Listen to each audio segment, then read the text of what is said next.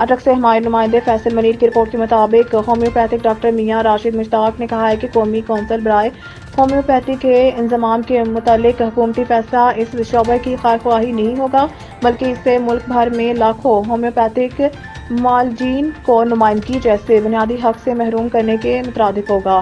Homeopathic شعبہ ایک مسلمہ حقیقت ہے، لیکن اس کو تسلیم کرنے میں ہمیشہ حکومتیں ہچکچاہٹ کا شکار رہی ہیں۔ یہی وجہ ہے کہ پاکستان میں ہومیوپیتھی پرائیویٹ سیکٹر میں تو بھرپور کردار ادا کرتی نظر آئی، لیکن سرکاری سطح پر زوال کا شکار رہی۔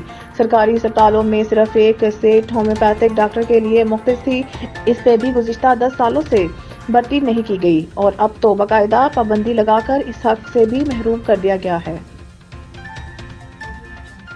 میں سمجھتا ہوں کہ اس سے ملک بھر کے جو ہومیوپیتھک ڈاکٹرز ہیں وہ عدم تحفظ کا شکار ہو رہے ہیں، بجائے اس کے کہ اس ادارے کو ضم کیا جائے۔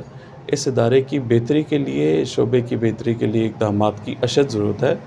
اگر دیکھا جائے تو ماضی میں کبھی بھی حکومتی سطح پر اس شعبے کو پروموٹ کرنے کے لیے اقدامات نہیں کیے گئے، لیکن اس کے باوجود بھی پرائیویٹ سیکٹر میں اگر دیکھا جائے تو ہومیوپیتھک شعبے نے ہمیشہ اپنی پہچان بنائی اور اس کی افادیت اور اہمیت سے انکار کسی صورت بھی ممکن نہیں ہے۔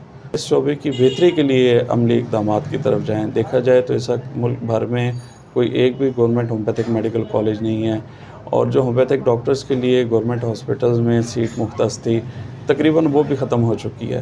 تو ان ساری باتوں کو اگر مد نظر رکھا جائے تو سرکاری سطح پر اس شعبے کی کبھی بھی پذیرائی نہیں کی گئی، اور پھر یہ اقدام جو ہے وہ مزید اس شعبے کے جو منسلک لوگ ہیں ان کے لیے مایوسی کا باعث ہوگا۔